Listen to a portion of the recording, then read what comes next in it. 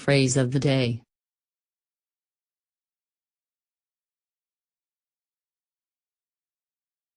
Be on the anvil.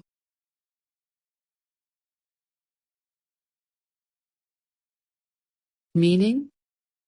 In a state/condition of discussion, not implemented, being discussed or prepared but it is not yet completed to be put into action.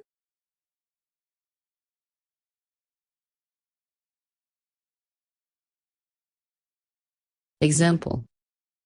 With COVID-19 cases reducing in the country, several establishments, including schools, are opening again. While the reopening of all schools is on the anvil, the festive season ahead and the fact that children are not yet in the ambit of the vaccination drive are causing apprehension.